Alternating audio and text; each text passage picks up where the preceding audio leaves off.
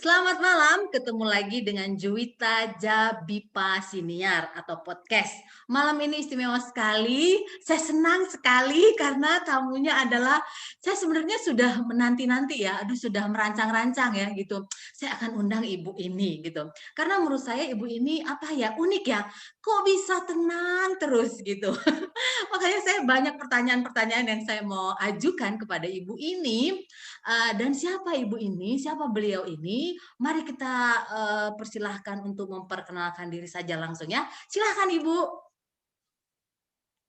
Aduh, Juwita, saya sangat tersanjung diundang oleh Juwita. Nama saya Tri Suratmi, panggil saja Tri. Oke. Oke, terima kasih. Para pendengar Juwita Jabi Pasiniar, Ibu ini pernah bilang, my life is a playground. Benar ya Bu ya? Yes. Oke, Oke. aku terkesan sekali dengan itu ya. Eh, Oke, Ibu boleh tahu nggak kita 3 fakta unik tentang Ibu? Loh, harusnya yang melihat Juwita, bukan aku. Aku kayaknya nggak boleh deh mengatakan diriku unik. Aku biasa-biasa saja, cuy. Oh gitu, Baik, baik, baik. baik. Oke, kalau gitu ini pertanyaan sebelum pertanyaan-pertanyaan yang lain ya. Ada 5.600 Oke. pertanyaan. Kira-kira siap ya Bu ya?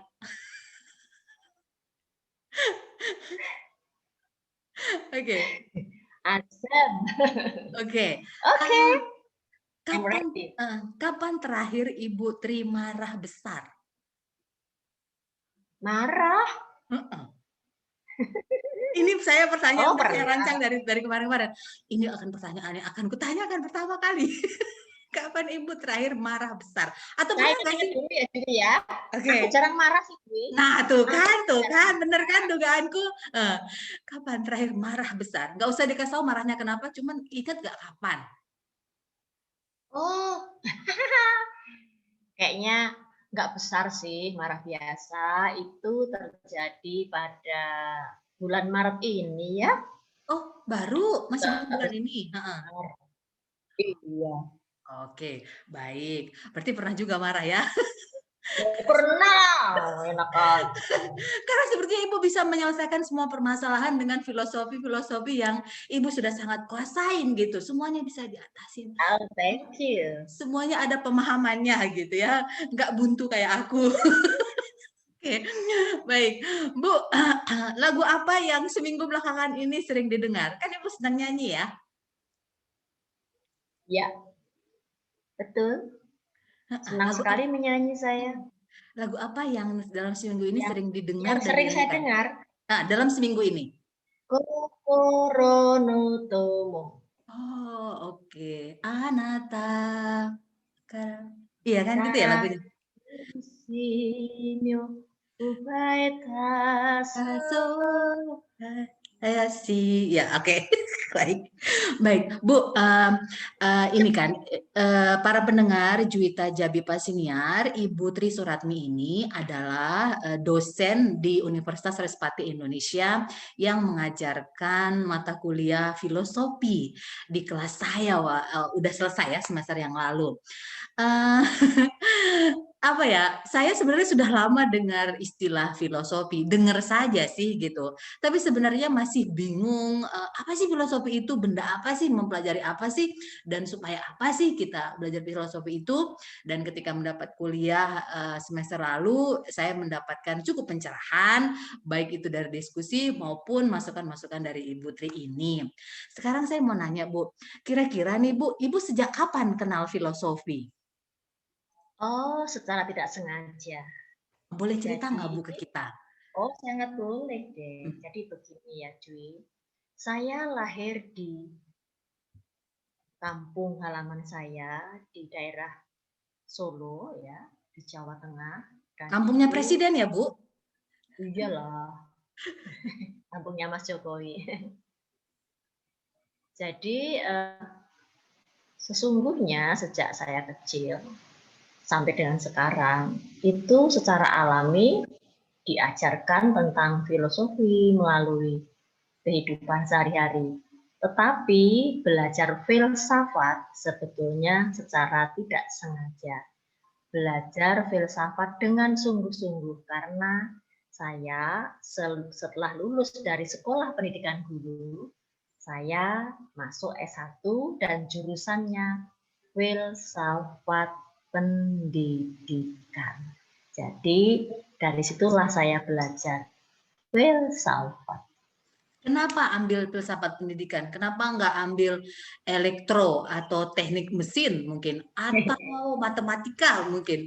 Atau agama? Atau apalah? Itulah Jui, itu juga tidak sengaja.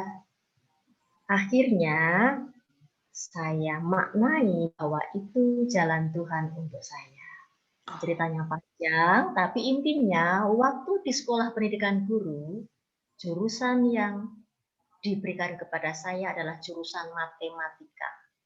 Tapi saya itu kurang suka matematika. Saya senang sastra. Kenapa nggak senang matematika, Bu? Karena gurunya nyebelin, kah, Bu? Oh, tidak. Pokoknya ini saja ya. Karena waktu itu, waktu penjurusan itu yang penting pas nilai matematikanya bagus, terus jurusan ke matematika. Ya, saya aja matematika. Saya dari SD nilai berhitung itu lumayan lah. Kemudian di SMP demikian juga. Di sekolah pendidikan guru memang dijuruskan jurusan matematika. Ada matematika, IPA, bahasa. Nah, saya jurusan matematika. Ketika saya lulus SPG, saya baru 17 tahun.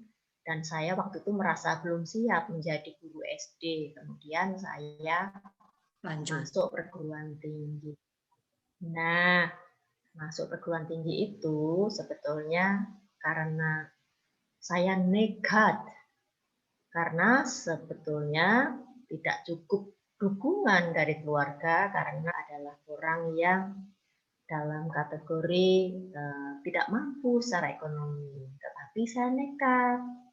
Tahu nggak waktu saya mau sekolah di UNS, di alma mater saya? Enggak. Saya menjual anting-anting saya 1 gram senilai Rp7.000. Dan itu saya gunakan untuk mengantre beli formulir. Rp7.000. Itu pada saat itu emas 1 gram berapa harganya, Bu? Ya 7.000 karena 1 gram kok. Oke. Nah, sampai di depan loket, ya itu tadi formulirnya jurusan filsafat pendidikan. Dan saya diterima. Kemudian saya mengerti bahwa jurusan itu kelak diharapkan menjadi guru SPG. Tetapi begitu saya mau lulus, SPG dihapus oleh pemerintah. Jadi saya tidak jadi guru SPG. Saya akhirnya mencari-cari pekerjaan lain sedapatnya. Kemudian jadilah saya guru yang lain. Oke, mundur lagi ya, Bu ya. Ketika Ibu belajar filsafat atau filosofi waktu itu ya, sebelumnya Ibu memang sudah pernah mengenal atau mungkin membaca, mendengar tentang tokoh-tokoh filsafat yang terkenal, semacam Socrates, Plato, atau dan teman-temannya itulah. Sebelumnya tidak pernah, dan saya mengagumi filsuf Jawa, Ronggo Warsito. Ronggo Warsito, syair Ronggo Warsito, itu lagunya Iwan Fals ya, Bu? Iwan Fals ada lagunya kan, syair Ronggo Warsito. Ada, Bu. Ada. Ada. Saya juga taunya Ronggo Warsito dari lagu itu gitu. Ronggo Warsito itu filsuf Jawa. Dan ada lagi Mangkunegoro keempat, itu adalah filsuf Jawa. Dan karyanya luar biasa. Oke, filosofi yang diajarkan oleh Ronggo Warsito itu kan Ibu tadi bilang itu filosofinya Jawa ya gitu. Apa yang unik menurut Ibu? Atau gini, ada nggak filosofi suku lain di luar suku Jawa yang juga Ibu pernah tertarik mempelajarinya atau Saya menekuninya? rasa saya amat tertarik dan menjiwai filosofi Jawa ya. Tapi kalau filosofinya di lain daerah, misalkan di daerah asalnya Jui atau yang lain, saya tidak begitu menguasai. Tapi Mhm. saya menjiwai filosofi Jawa. Oke. Apa yang kira-kira menurut Ibu filosofi dari yang diajarkan oleh Ronggo Warsito ini ada kemiripannya dengan filsuf-filsuf yang mendunia seperti Socrates atau filsuf-filsuf yang Ibu sudah ajarkan ke kami? Ada nggak sih kemiripannya yang ini mirip nih kayak gini nih gitu? Atau jangan-jangan Ronggo Warsito udah belajar Socrates duluan dari kita pada saat itu, padahal belum ada internet. Oke. Oh, saya koreksi ya sayang. Oh, salah. Jadi Aduh. Rowarto itu dia tidak mendeklar bahwa dirinya adalah seorang filsuf, tapi bagi saya pandangan-pandangan hidupnya itulah filosofi. Nah, kalau saya diminta untuk tadi cerita minta saya untuk menyandingkan ya pendapat Rowarto dengan filsuf yang sesungguhnya dari barat seperti Socrates, Plato dan sebagainya. Ada satu muara yang nilainya universal. Jadi, kalau kita semakin belajar filsafat dari segala arah ya, intinya adalah pemikiran yang berhenti di satu titik, di value yang universal, yaitu kebijaksanaan, wisdom. Oh, bermuaranya ke situ ya. Baik, tapi saya pernah dengar pernyataan ya orang-orang skeptis ya. Saya banyak teman-teman yang orang-orang skeptis, Bu. Termasuk saya kadang-kadang skeptis juga. Apa sih filsuf? Filsuf itu kan filsafat itu kan tidak menyelesaikan apa-apa gitu. Menurut Ibu apa? Untuk apa kuliah filosofi? Dia tidak menyelesaikan apa-apa. Gimana menurut Ibu itu, Bu? Karena kau baru melihat kuritnya. Ya saya, oke. Semakin kau belajar, semakin menarik dan semakin menemukan keindahan. Dan apa? Keindahan kebijaksanaan. Siapa bilang filsafat tidak menyelesaikan persoalan? Justru filsafat itu ibu segala ilmu, induk segala ilmu, sayang. Setelah kita belajar. Untuk belajar itu perlu kematangan usia, perlu kematangan batin, dan juga perlu kerendahan hati. Nanti jumpa beberapa kali aliran-aliran. Begitu sayang. Oke, dan satu yang menurut saya ambil apa ya hikmahnya setelah mengikuti mata kuliah filosofi, manajemen filosofi itu teori filosofi, saya berpikir tadinya kan saya berpikir filosofi itu ilmu yang oke sudah selesai gitu. Jadi kita ada apa ya mirip sejarah gitu. Jadi kalau menurut pemikiran Socrates kita itu harus begini, menurut Aristoteles kita begini. Ternyata setelah saya baca lagi gitu ya, terus terang sebelum saya ikut kuliah Ibu, baru satu buku yang saya baca tuntas tentang filosofi. Itu pun itu pun filosofi gabungan, bukan satu buku filsuf tertentu. Saya sudah download semuanya, Bu, sudah ada di Kindle saya. Cuma belum ada waktu membacanya ya, seperti biasa selalu banyak alasan. Jadi iya, tapi menarik sekali buku itu waktu itu judulnya Filosofi Teras. Jadi di situ rangkuman beberapa apa pemikiran para filsuf. Nah, kemudian setelah saya mengikuti kuliah Ibu, saya berpikir ini ternyata ilmu yang dinamis gitu. Artinya bisa tetap berubah, nggak sesuatu yang kaku, nggak sesuatu yang kayak sejarah gitu. Artinya kita bisa apa ya? Ada nilai-nilai yang tetap bisa kita implementasikan di masa ini, walaupun itu sudah dipahami sejak ribuan tahun yang lalu gitu. Itu sih. Baik, sekarang kita ngomongin ibu aja ya. Karena ibu bintang tamu, nggak usah ngomongin filosofi lagi. Oke, ibu gimana sih ceritanya ibu bisa menjadi tadi kan kenapa bu? Nggak usah ngomongin filsafat yang berat-berat. Iya, nggak bisa ya. Karena kesannya kalau udah ngomong filsafat itu kan lambangnya dia yang begini itu kan. Siapa itu yang ngomongnya begini itu yang ada begini dia patungnya? Ada kan ya? Ada Yang kan? patung merenung itu. Iya, itu kan tokoh filsuf kan ya, Bu? Yang gini dia. Iya. Kamu Siapa nggak usah namanya? ikut-ikutan. Kenapa? Kamu nggak usah ikut-ikutan. Juwita Iya, nggak usah ikut-ikutan begitu. iya, makanya siapa yang mau belajar ya tokohnya aja begitu posenya ya kan pose yang kok kayaknya hidup ini susah sekali sampai tangan harus ikut menanggung kepala begini. Jadi nggak sesuatu yang seksi untuk dipelajari gitu misalnya.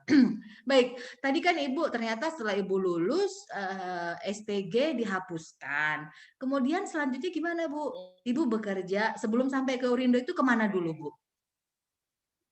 Saya mengajar mata kuliah bimbingan. Mata kuliah. Saya mengajar sebagai guru bimbingan penyuluhan atau namanya sekarang guru BK ya. Itu selama 2 tahun di SMA dan STM serta SEMIA Respati Jakarta. Nah, pada waktu itu kemudian Urindo didirikan. Saya langsung melamar, saya pertama-tama menjadi asisten dosen filsafat Pancasila. Nah, kemudian selanjutnya saya mempunyai kesempatan untuk mengambil S2, kemudian saya punya kesempatan mengambil S3, dan yang sangat mengubah hidup saya adalah pertemuan saya dengan Profesor Tribudi yang guru besar UI itu. Beliau merubah hidup saya. Oke, sebelum sampai ke situ tadi Ibu menyebutkan kalau Ibu pernah mengajar STM ya. Ibu setenang ini gimana Bu ngajar STM? Bukannya STM itu beringasan gitu. Siapa dulu? Nah, itu gimana? Makanya Ibu marah nggak sih Ibu waktu itu bisa marah nggak sih? Atau gini, Ibu pada dasarnya memang setenang ini kah gitu? Atau karena memang mau mengajar saja setenang ini gitu? Yang pertama-tama karena memang saya berjiwa guru, jadi saya mencintai pekerjaan saya menghayati pekerjaan saya mencintai semua orang, jadi mereka yang nakal-nakal itu saya dekatin biasanya. Jadi mereka yang dipandang orang nakal, sesungguhnya mereka orang yang unik. Jadi saya merasa nyaman saja dalam segala hal. Seperti kalau saya bertemu dengan kalian di kelas itu, jadi saya penuh semangat, penuh cinta. Tapi soalnya gini Bu, saya kan dari keluarga dari pihak ibu itu pihak ibu itu yang teacher dynasty juga ya, bantu rektor, dosen, guru gitu ya. Di pemahaman saya mereka tuh seperti singa semuanya ya.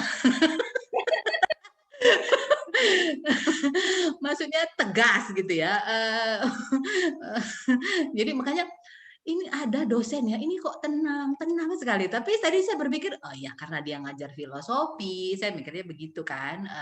Tante saya ngajarnya ekonomi, angka, jadi mikir gitu kan. Ini untung nggak gitu. Jadi mungkin gara-gara itu kali. Jadi yang saya lihat singa gitu. Nah, kalau waktu ngajar SM itu gimana Bu? Ibu setenang ini juga kah? Apa ngikutin ritmenya mereka? Kau kan tahu, saya senang menyanyi kan? Iya, heeh, heeh. Kau tahu kan? Iya, Nah, anak dari STM. dulu sampai Mm-mm. sekarang. Dan hobi saya itu jadi bagi saya menjadi alat untuk mereka. Jadi dari dulu saya senang bernyanyi ya. Dengan mereka pun saya ajak, ayo siapa yang lebih nyanyi, bernyanyi. Dan saya betul-betul dalam melaksanakan tugas saya sebagai guru BK waktu itu, tidak ada Oh, guru masalah BK. itu. Karena ya, guru BK dengan konseling, dulu namanya bimbingan penyuluhan, BK. Iya, Tidak ada iya. masalah saya.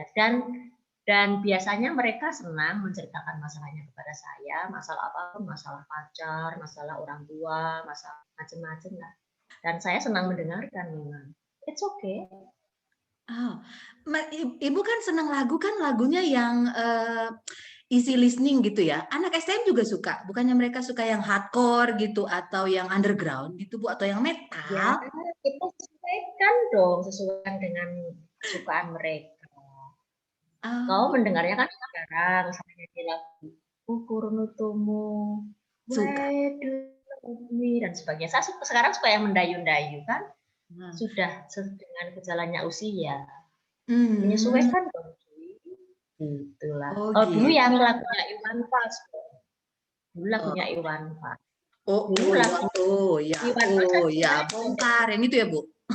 Iya. Lagu dulu itu lagunya Sarjana Muda. Yang mana Bu? Lagunya Iwan Fals yang Sarjana Muda. Yang mana itu Bu? Coba referennya Bu. Jalan seorang pria muda dengan jaket tulus di pundaknya. Nah, gitu cuy. Oh ini gimana sih? Aku taunya Menanti Kekasih Bu. Lagu apa sih yang Menanti Kekasih? Karena di lagu itu setelah penarian itu, ku menanti seorang kekasih yang tercantik yang datang di hari ini. Karena di lagu itu ada kata-kata apa? Gimana awal-awal lagunya Bu? Bila ada mentari bersinar lagi. Terus dia ngomong asik. Ada dia ngomong asik. Itu menarik perhatian saya. Dia ngomong apa sih gitu? Karena asik ada ya. kata-kata itu asik kan Ya. katanya itu. Baik, kemudian tadi Ibu mengatakan pertemuan dengan Ibu Tri, Ibu Profesor Tri, rektor kita, itu telah Ya. merubah hidup Ibu. Merubah hidup Ibu yang Betul. seperti apa? Jadi ini tentang teori perilaku ya. Perilaku itu ternyata menular. Nah, saya mengagumi beliau. Ya.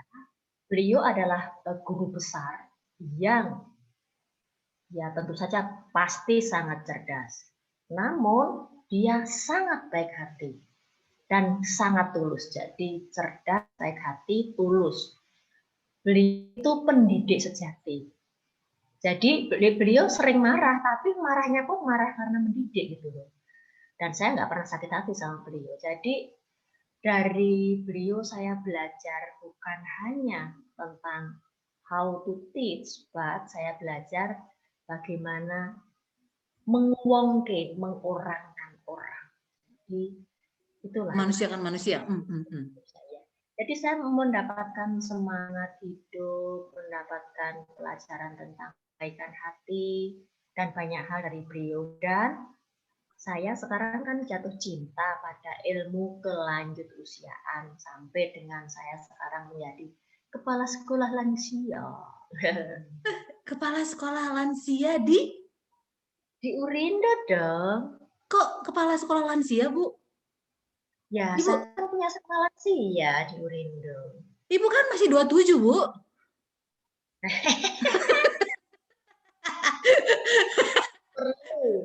perlu antar generasi ya. Saya sekarang usia saya 57.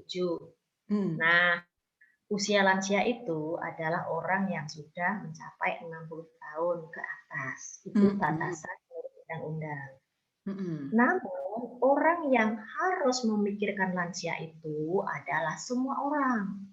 Dan tentang kelanjut usiaan itu harus diajarkan sedini mungkin. Jadi, kalau sudah tua baru kepada masalah lansia, itu sudah terlambat, sayang. Oke, tapi kan kenapa itu penting Bu diajarkan lebih dulu, tidak nunggu tua dulu gitu? terlambat. Jadi proses penuaan itu terjadi ya. Proses penuaan terjadi secara alami. Apa yang terjadi di masa tua itu merupakan kumpulan dari yang dilakukan sejak manusia lahir sampai dengan usia tertentu. Nah, kalau mudanya suka ngerokok, mudanya suka minum, sering tidak disiplin dalam banyak hal, nanti banyak menimbulkan masalah di masa tua. Masalah kesehatan fisik, kesehatan mental, sosial, dan yang lain. Jadi, mempelajari ilmu kelanjutan idealnya sejak dari anak-anak usia dini. Oke, baik. Saya sangat tertarik dengan yang namanya perubahan perilaku, gitu ya. Karena saya pernah bekerja di salah satu lembaga. Ada khusus ahli, ada khusus orang officer yang dia itu jabatannya adalah behavior change officer, gitu. Petugas perubahan perilaku. Yang kayak gimana sih? Lu mau berubah gimana sih, gitu? Itu unik dulu menurut saya, gitu. Nah, menurut Ibu nih, kita kan sebenarnya kan kita masih dalam masa pandemi ya, Bu. Cuman bersyukurnya pemerintah cukup bagus lah ya. Saya sih salut ya, mendukung gitu ya. Apa namanya? Ini sudah ada vaksin dan kemudian kemarin di pertemuan relawan Jokowi juga merencanakan akhir tahun 2021 rencananya seluruh Indonesia sudah dapat vaksin gitu, nggak perlu nunggu tahun depan gitu. Jadi sudah banyak progres. Nah, menurut Ibu nih, dari Ibu sendiri selama masa pandemi yang sudah hampir 1 tahun lebih ya gitu, 1 tahun ini masuk tahun kedua sebenarnya, 1 tahun kedua. Ada nggak perubahan atau gini, ada berapa perubahan perilaku yang positif menurut Ibu telah Ibu jalani? Dan sudah berapa lama? Baik, kita sama-sama menjalani masa pandemi ini setahun ya, Dewi. Ini masuk tahun kedua, mudah-mudahan segera berakhir. Kalau kita mampu memaknai suatu peristiwa itu dari sisi positifnya, maka kita akan menjadi positif. Dan tadi Jui menanyakan, perilaku positif apa? Banyak. Akhirnya, saya selalu mandi setiap hari 2 kali, itu pertama. Tadinya berapa kali, Bu? Tadinya 7 kali? Tadinya katanya kan saya malam lelah nggak mandi. Oh gitu. Oh, Ibu masih mending, Bu. Saya 3 hari nggak mandi, Bu. Sampai kakak saya ngomel-ngomel. Mandi, Ita, mandi. Oke. Oke. Iya. Tinggi-tinggi. Karena saya kalau mandi suka dirapel, Bu. Saya mandi sekali itu saya bayangkan saya nggak akan mandi selama 3 hari. Jadi saya pas mandi itu saya bersih sekali gitu kan. Saya berpikir 3 hari ke depan saya nggak mandi lagi. Bosan, Bu, mandi bulu. Oke, lanjut. Kemudian Bu jadi rajin mandi. Oke. Ya. Kemudian? Berikutnya. Oke. Saya selalu mempersiapkan segala sesuatu dengan baik, terutama dalam hal mengajar. Ya, karena apa? Kita kan akan ketemu seperti ini, ya. Ketemu seperti ini kan sayang. Nah, segala sesuatu saya persiapkan dengan baik. Oke, tadinya? Tadinya juga dengan baik, sekarang lebih baik. Sekarang lebih baik. Kemudian yang ketiga, Bu? Mungkin Ibu bisa jelasin sampai 20 kali, Bu. Ibu, saya banyak bercanda, nggak apa-apa ya, Bu? Oh, kenapa emangnya? Yang jelas, dekat dengan Sang Maha Tinggi. Oh, lebih banyak meditasi. Oh, oke. Caranya banyak sekali. Tidak hanya berdoa, meditasi. Pokoknya bertenggang rasa dengan orang yang tidak memiliki pekerjaan. Bertenggang rasa dengan pengamen dan sebagainya. Lebih saya lebih merasa beruntung ya. Saya merasa lebih beruntung dibandingkan mereka. Jadi situasi pandemi ini, karena banyak orang kehilangan pekerjaan. Ya, banyak. Terus pendapatan menurun, Oh iya, saya Bu. banyak kesusahan, Iya. banyak kesulitan hidup, Heeh. ada kematian orang tercinta dan bagaimana Hmm. dan sebagainya. Saya merasa saya lebih beruntung daripada mereka. Begitu cuy. Jadi itu yang membuat saya merasa dekat dengan Sang Maha Tinggi. Oke, ada yang pernah bilang iman itu tumbuh dari pendengaran kan gitu ya Bu. Padahal kan selama masa pandemi ini kita tidak ada lagi kesempatan untuk bertemu bersama dengan teman-teman satu iman atau berkumpul bersekutu gitu ya, karena semuanya online, ibadah YouTube ya kan, ibadah Zoom gitu ya. Dan kadang-kadang bosan ya Bu gitu, karena kalau kayak saya berpikir ya ini juga dulu kemarin kalau ibadah langsung juga membosankan orangnya gitu, apalagi Zoom gitu kan, apalagi cuma lihat laptop gitu. Tapi yang Ibu alami justru Ibu malah merasa makin sedekat dengan Tuhan ya Bu, ya itu unik sekali sih menurut Yes. saya Bu gitu, karena saya pikir ya itu sesuatu yang paradoks sebenarnya. Paradoks dalam artian harusnya kan ketika kita makin banyak bersekutu, makin banyak berbagi, sharing gitu ya, langsung gitu, itu akan membuat iman kita lebih tumbuh. Tapi ini yang Ibu alami berbeda ya Bu caranya. Baik, kebiasaan-kebiasaan kecil yang lain Bu ada nggak yang menurut Ibu berubah nih dan unik dan positif? Apa ya cuy ya? Makan kali ya cuy ya? Oh, makannya gimana Bu? Jadi lebih sering atau jadi suka nyobain makanan yang beda-beda atau gimana Bu? Ini, saya kan kurus ya. Saya kan kurus. Saya tuh makannya susah. Semenjak Langsing. masa pandemi ini, Mm-mm. semenjak masa pandemi, saya rajin mengkonsumsi temulawak. Kau tahu nggak temulawak? Tahu, tahu. Ketemu Temulawak pelawak-pelawak itu ketemu temulawak bukan ya? Itu pelawak. ngaco kamu. Temulawak itu Yang temulawak mirip itu kunyit pokoknya kan Bu, yang mirip yes, kunyit. yes, Ya, heeh, heeh. Saya kalau dikasih itu saya bisa bedain kok. ya jadi itu adalah tanaman asli dari Jawa, dari kampung lah pokoknya. Huh? Sebagai salah satu tumbuhan herbal yang dikonsumsi untuk uh, menambah selera makan gitu. Tapi pada saat pandemi ini kunyit, temulawak, jahe dan sebagainya itu kan Mahal. Jadi diberikan mahal. pemakaiannya sehingga betul setahun terakhir saya mengkonsumsi itu secara rutin. Hari ini pun saya mengkonsumsi rebusan temulawak. Jadi nafsu makan Ibu jadi lebih baik kah? Rasanya kalau nafsu makan saya itu tergantung dengan mood dan pekerjaan, Jui. Jadi kalau saya kelelahan, biasanya tetap nafsu makan hilang sama sekali. Misalkan Oh, stres ya, terlalu banyak pekerjaan. oh Ya, gitu. misalnya Pantes Ibu langsing ya. Kalau saya nafsu makan tergantung menu. setiap Mau kita kenapa? Ya, tergantung menu, Bu. Mau moodnya kayak apa? Kalau ada yang saya suka, saya makan. Apalagi es krim. Oke. Baik. Kemudian ini, Bu. Ada nggak sih kebiasaan-kebiasaan yang kayaknya eh, tertunda ataupun saya nggak bilang kebiasaan buruk ya, yang artinya kebiasaan yang harus ditahan dulu, harus dihentikan dulu selama masa pandemi ini, yang kayaknya agak, aduh jadi nggak bisa ini, aduh jadi nggak bisa itu, ada nggak sih Bu?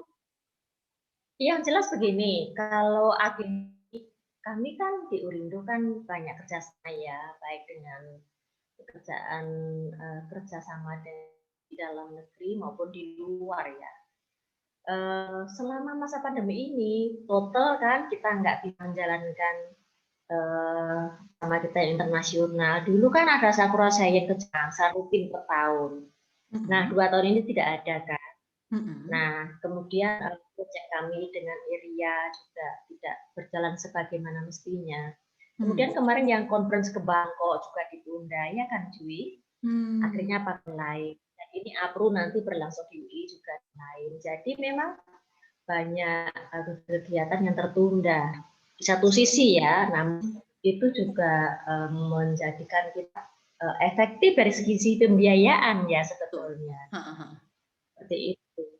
Nah, kalau pekerjaan setiap hari, saya diajarkan oleh guru saya, ya, Prof. Budi, untuk jangan sekali-kali menunda pekerjaan. Kalau menunda, pasti tertunda. Jadi saya itu sering saya tidur di atas jam 00. Karena kalau saya masih punya pekerjaan, kepikiran. Oh, sama. Saya juga. Jadi ibu tidur kalau pengen ya, bukan kalau ngantuk. Secara alami merasa ngantuk jika sudah kelelahan, ya. Iya. Pengen tidur kalau belum waktunya, kalau fisiknya itu belum waktunya tidur, malah apa ya, kalau bahasa Jawanya itu kelisian, nggak bisa tuh, Jui. Kelisian, menarik Malah nih, Bu. inget yang enggak-enggak. Kelisian, oke. Karena Malah karena ya. podcast ini juga sedikit membahas tentang bahasa gitu ya. Karena BIPA ya, Bu. Saya kan menekuni BIPA juga ya, Bu. Kelisian itu maksudnya apa, Bu? Kepikiran gitu ya, Bu? Kelisian itu memang ya, memang Jui banyak sekali istilah-istilah dalam bahasa Jawa itu yang kurang tepat kalau di Indonesia kan. Kelisian itu tidak nyaman saat mau berangkat tidur. Nah, jadi rasanya nggak nyaman, ada sesuatu yang kurang. Jadi misalkan begini ya, Jui ya. Saya biasa berangkat tidur jam 11 malam misalkan. Nah, jam 9 saya berbaring. Ya pasti nggak bisa tidur. Nah, itu namanya kelisian. Baring kanan, baring kiri, nggak nyaman lah. Nah, beda kalau waktunya tidur jam 11 malam, sudah cukup fisik menuntut tidur, pekerjaan selesai, tutup laptop, ya tidurlah saya. Apa kata yang mendekati dengan kelisian itu dalam bahasa Indonesia? Gelisah. Yes, Gelisah ya. Cuma gelisah lebih general ya, Bu. Oke, kelisian itu penggunaannya karena kita susah tidur gitu ya. Kalau sementara gelisah itu kan karena ngomong-ngomong soal bahasa ya, Bu, bahasa Indonesia, bahasa daerah yang terdaftar di Badan Bahasa kan ada sekitar 670 kalau tidak salah. Itu kan menarik sebenarnya. Saya termasuk merasa yang apa ya, merasa agak berkecil hati gitu karena saya tidak menguasai salah satu bahasa daerah pun gitu. Ya cuma tahu gitu ya, tapi tidak menguasai gitu. Idealnya menguasai ya, Bu ya gitu. Jadi idealnya menguasai memang.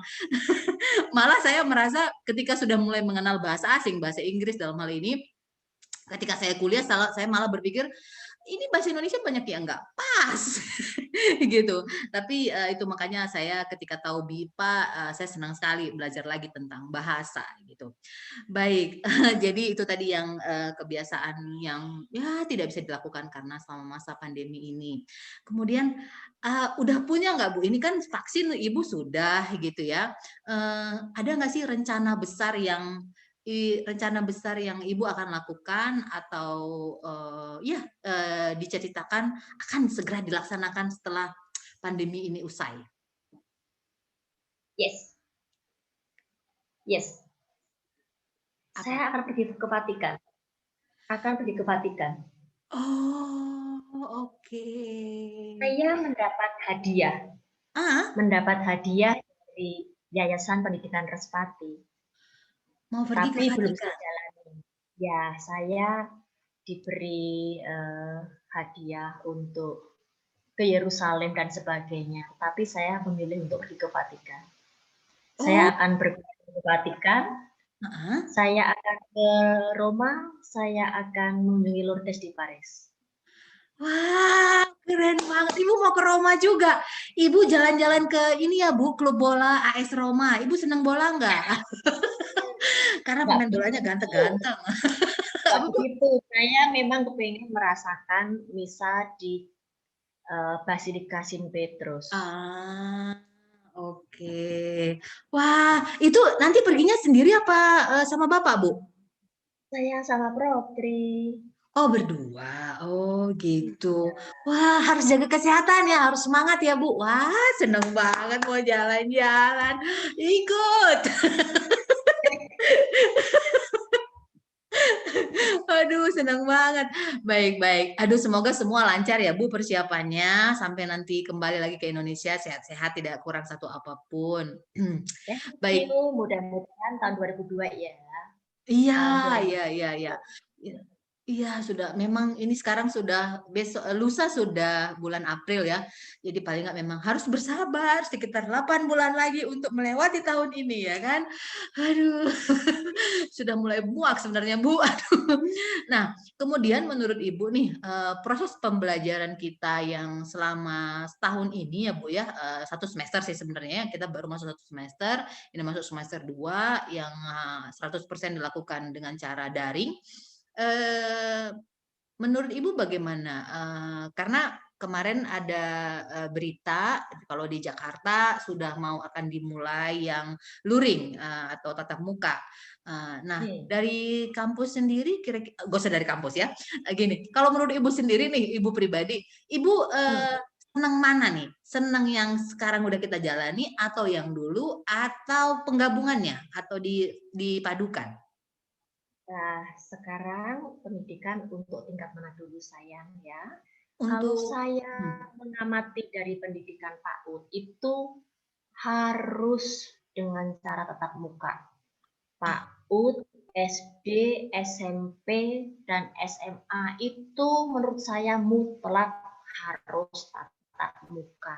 Mengapa? hmm, Karena pendidikan anak usia dini, dasar dan menengah itu hmm, adalah waktunya mendidik generasi dari si karakter. Nggak bisa mendidik itu dengan cara di-online-kan. Jadi ini memang sebagai tool di saat pandemi hadir dari Tuhan ya. Namun ke depannya tidak bisa, Jui, harus tatap muka. Itu untuk pendidikan anak usia dini, dasar dan menengah. Nah, untuk perguruan tinggi, menurut saya bisa dengan blended ya. Jadi ada beberapa mata kuliah yang bisa diblendedkan. Jadi secara daring selain luring. Namun ada aktivitas praktek seperti pada prodi kebidanan, keperawatan, kemudian prodi fisioterapi, kedokteran, juga keguruan atau pendidikan vokasi itu mutlak ya harus praktek. Jadi blended itu bisa, namun juga tergantung program studinya. hmm. Misalnya bahasa Inggris, why not? Tetapi nggak mungkin untuk keperawatan, kebidanan. Itulah sebabnya perguruan tinggi atau stikes atau pendidikan-pendidikan vokasi itu ada sebagian mata kuliah praktek yang tidak terselenggarakan di masa pandemi ini. Jadi kalau kita ngomong ke depan, kedepannya yang bisa di blended itu untuk pendidikan tinggi itu pun prodi-prodi tertentu. Oke. Nah, menarik tadi yang soal dari PAUD sampai sekolah lanjutan atas ya, karena itu masih dalam masa pendidikan aja, itu masih perlu dididik. Yes, Nah, yes.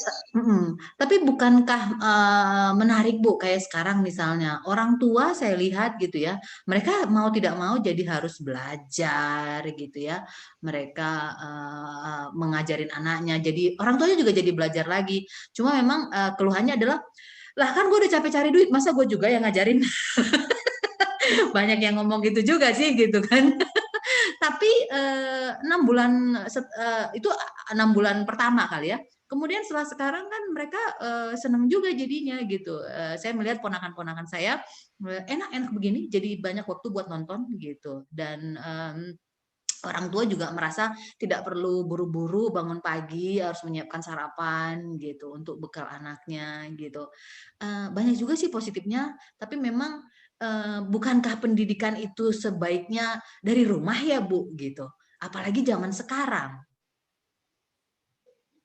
Bukan begitu, Julia. Ya. Saya punya Ah, pandangan berbeda. hmm, Orang tua itu sejak dia menjadi orang tua, memang hmm, secara otomatis mereka itu adalah pendidik pertama dan utama. Jadi kewajiban mereka adalah memberikan teladan. Itu sudah pasti. Namun murid pendidikan sosial, bagaimana bersosialisasi dengan orang lain, teman sebaya, dengan guru, dengan lingkungan sekolah, dengan pengalaman belajar dari rumah sampai dengan sekolah itu kan ada transportasi, ada sebagainya. Jadi pendidikan itu yang pertama di rumah dari orang tua. Di sekolah itu pendidikan formal. Nah, mengapa harus ada? Ya itulah saatnya ada yang namanya bagaimana anak harus berkompetisi dengan temannya, bagaimana berkolaborasi dengan temannya. Jadi pendidikan formal itu penting, sangat penting, dan itu menurut saya juga tidak bisa digantikan di sekolah oleh di rumah oleh orang tuanya. Bagaimanapun ibu adalah ibu, ayah adalah ayah, mereka punya peran yang berbeda. Seperti itu juga. Jadi tidak bisa seluruhnya belajar di rumah, nggak bisa. Nanti ada potensi anak menjadi egois karena tidak mengenal orang lain. Nah, jadi ingatkan bagaimana kesan waktu belajar di TK, di SD, di SMP, di SMA. Setiap jenjang ini kan sesuai dengan usianya, Toh Ju. Dan di jenjang ini kita memiliki teman-teman sebaya, ya. Dan yang diajarkan pun disiplin ilmu yang berbeda. Mereka mempunyai capaian masing-masing, ya. Jadi sesuai dengan tahapannya. Jadi kematangan jiwa anak itu harus diperoleh melalui proses tadi, ya. Dunianya bukan hanya di rumah, dunianya juga di sepanjang jalan, di pasar, mall, di sawah, melalui berbagai kegiatan. Nah, itulah yang mematangkan dan membentuk karakter siswa sebelum mencapai kedewasaan. Jadi pendidikan itu upaya mendewasakan manusia itu secara utuh, cuy. Nggak hanya di rumah, nggak bisa. Oh, jadi interaksi dengan dunia di luar rumah itu mutlak dibutuhkan gitu. Setuju Bu. Cuman tadi kan Ibu mengatakan kayak di kampus gitu, di perguruan tinggi misalnya, untuk jurusan apa dulu gitu kan. Ada beberapa mungkin tidak perlu harus tatap muka. Bagaimana dengan yang tadi dari PAUD sampai sekolah menengah atas itu perlu nggak sih kira-kira juga ada beberapa mata pelajaran yang tak perlu tatap muka, gitu. Pelajaran sejarah misalnya, Bu. Saya selalu trauma Ini dengan pelajaran itu. begini ya, kebetulan saya tidak terjun di dunia pendidikan menengah saat ini, tetapi yang pernah saya alami, kalau saya balik ke belakang ya, kalau ke depan akan diblendedkan di sekolah menengah, apa urgensinya? Apa urgensinya? Kalau situasi sudah kembali membaik, ya menurut saya untuk sampai SMA itu total ya tetap bisa tatap muka, termasuk pelajaran sejarah sekalipun. Kan nggak mungkin matematika di sekolah nanti pas belajar sejarah boleh di rumah, nggak seperti itu. Jadi nanti tentang teknis pembelajaran. Berbeda dengan orang dewasa. Mereka yang sudah perguruan tinggi kan sudah orang dewasa. Jadi kalau untuk anak-anak itu namanya pendekatan pedagogi. Kalau untuk orang dewasa, andragogi. Jadi pendekatannya berbeda. Seperti itu. Baik. Saya sih sudah menduga ya, Ibu pasti punya semua jawaban dari kegelisahan dan pertanyaan-pertanyaan saya. Ibu, ini pertanyaan terakhir sebelum kita masuk ke pertanyaan-pertanyaan ringan ya, Bu, atau pertanyaan cepat. Kira-kira Ibu apa sih Bu kiatnya biar bisa tenang kayak Ibu ini dan kayaknya bisa mengatasi semua masalah? Karena saya orangnya gelisah, Bu. Saya sering banget sugar rush, sugar high. Ya, saya merasa biasa-biasa saja. Jadi saya juga punya emosi, punya kecemasan, punya banyak hal sebagaimana yang lain. Terima kasih kalau Juwita memandang saya tenang. Mungkin Iya, karena iya. faktor saya sudah matang ya. Jadi semua orang saya rasa akan mencapai kematangan itu. Seperti itu. Namun saya akan menyampaikan kepada semua orang ya bahwa saya itu mencintai pekerjaan saya sebagai dosen. Saya mencintai. Saya juga mencintai semua mahasiswa saya seperti Jui ini. Kau merasa nggak aku cintai, Jui? Iya, ibu sabar aja gitu menjawab pertanyaan-pertanyaan bodohku ini gitu loh. Pertanyaan-pertanyaan Jui sangat kegelisahanku ini. menarik. Hmm. Jui itu sangat menarik. Saya kan melihat di kelas itu ada 23 orang. Oh, ini Jui yang selalu bersemangat. Ini Pak Ridwan dewasa. Ini si Puji, X, si puji, D, dan puji yang tenang. Tapi sebenarnya dia panik. Sahabat baik saya itu, Bu. Kita di oposit tapi CS. Oke. Baik, para pendengar Juwita Jabipa Podcast atau Siniar, itu tadi obrolan semangat, tapi yang menjawab tetap tenang ya, dengan Ibu Tri Suratmi. Sebelum mengakhiri podcast ini, saya ada beberapa pertanyaan singkat ya Bu. Ibu jawab dengan singkat juga. Siapa pahlawan dalam kehidupan Ibu Tri Suratmi? pahlawan saya, Hmm. ayah bapak saya. Ayah, oke. Sebutkan 3 nama yang sering bikin Ibu Tri Suratmi tertawa sehari-hari. 3 nama ya. 1,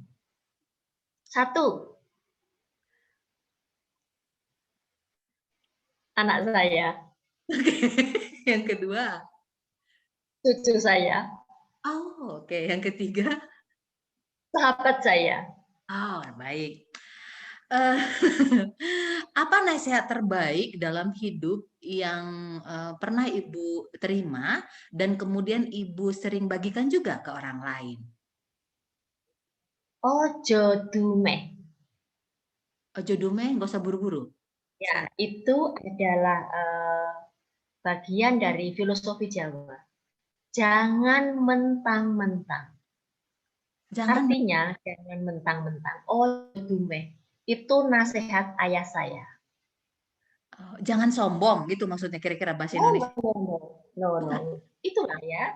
Banyak bahasa Jawa yang tidak tepat di Indonesia. Ojo dumeh itu janganlah mentang-mentang. Misalkan gini, jangan mentang-mentang sedang di atas, jangan mentang-mentang sedang dibutuhkan, jangan mentang-mentang kamu masih muda. Pokoknya jangan. Nah, ojo dumeh, jangan mentang-mentang. I don't know how to say in Indonesia dengan baik. Oh, oke. Kalau ibu saya selalu bilang, nggak boleh sombong ya nak, nggak boleh sombong, katanya gitu. Beda cuy, beda. Beda ya? Dumeh sama sombong tuh beda sama sekali. Oh, oke. Nggak tepat. Mentang-mentang. Kalau mentang-mentang saya ngerti Bu. Jangan mentang-mentang dia bos, dia seenaknya sama anak buah gitu ya. Ya, agak mirip itulah. Oke. Baik. Kalau ada kesempatan ya makan malam dengan tokoh penting di dunia ini, seorang laki-laki, Bu, seorang laki-laki. Kira-kira Ibu akan memilih makan malam dengan siapa? Dengan Gus Dur. Oh, oke. Baik. Kalau dia masih hidup ya, Bu ya? Oke. Iya. Ibu senang sekali ya. Saya kalau ingat Gus Dur, saya ingat bercandanya doang, Bu. Iya. Itu kan tokoh pujaan saya. Iya, makanya ketika Ibu bilang Ibu suka Gus Dur, saya cukup berani, nanti gue ajak bercanda gitu. Karena Gus Dur itu kan kocak ya. I mean like apa namanya? Ya dia kocak-kocak. I mean jokesnya beda gitu. Sense humornya itu beda gitu. Di komedi kita juga belajar. Itu bagi saya Gus Dur itu brilian, mempunyai Iya. sense of humor yang tinggi. Iya. Jadi humornya itu humor yang bertingkat. Iya. Dan memang rata-rata orang yang humoris itu brilian. Ya, apalagi kalau sudah bisa mentertawakan kebodohan sendiri. Ya, baik. Ibu, ini pertanyaan konyol ya, Bu. Karena yang nonton ini banyak anak remaja, termasuk ponakan saya, Bu. Oke. Sebutkan 3 binatang yang kentutnya Ibu pernah dengar langsung. Ada nggak, Bu? Apa ya? Enggak pernah kentut binatang itu aja. Nggak ada ya, oke. Ya wes, nggak ada. Oke, ini pertanyaannya nggak nyambung, Bu, dengan filosofi, Bu. Sebutkan 3 sayur yang berwarna kuning. Wortel. Itu jingga, Bu. Kuning apa ya? Ayo. Labu kali. Labu. Labu ya? Labu. Apa itu? Jagung ya? Jagung manis. Jagung. Iya, betul. Apa lagi ya? Ya wes, wortel Oh, itu. ya wes. Kuning-kuning. Oke. Ternyata kali ini Ibu tidak bisa menjawab pertanyaanku. Wow. Senang banget. Dan itu pertanyaan nggak penting. Oke, baik. Kalau Ibu punya super power, ya, kira-kira Ibu pengen punya super power bisa apa, Bu? Kalau saya punya super power, pengen bisa apa? Pengen bisa terbang. Oh, Ibu artis sekali ya. Baik. Keren. Baik, terima kasih banyak Bu Tri. Saya senang sekali malam ini ya, gembira sekali. Artinya ya, terima kasih banyak sudah berkenan hadir menemani saya dan juga para pendengar Juwita Jabi Pasiniar. Semoga obrolan kita ini bisa memberikan manfaat, baik itu hiburan ataupun informasi bagi kita semua. Terima kasih banyak Ibu, sehat-sehat, tetap semangat terus, tetap menularkan ketenangannya dan apa ya? Ojo apa tadi Bu? Ojo dumeh. Ojo dumeh. Ojo dumeh, ya, saya juga akan gunakan itu. Saya akan ingat itu, Bu, dan saya akan sampaikan juga ke orang-orang. Saya akan sebarkan juga, karena saya percaya perubahan-perubahan besar dalam dunia ini dimulai dari obrolan-obrolan santai atau hal-hal sederhana seperti yang kita lakukan saat ini. Terima kasih Ibu, sehat-sehat. Oke. Dan Terima para kasih pendengar. Juwita. Ya, para pendengar Juwita Jabi Pasiniar, terima kasih banyak. Sampai ketemu lagi di episode berikutnya. Salam Bipa, salam filosofi, salam semangat. Dah Ibu. Dah, izin ya, keluar ya.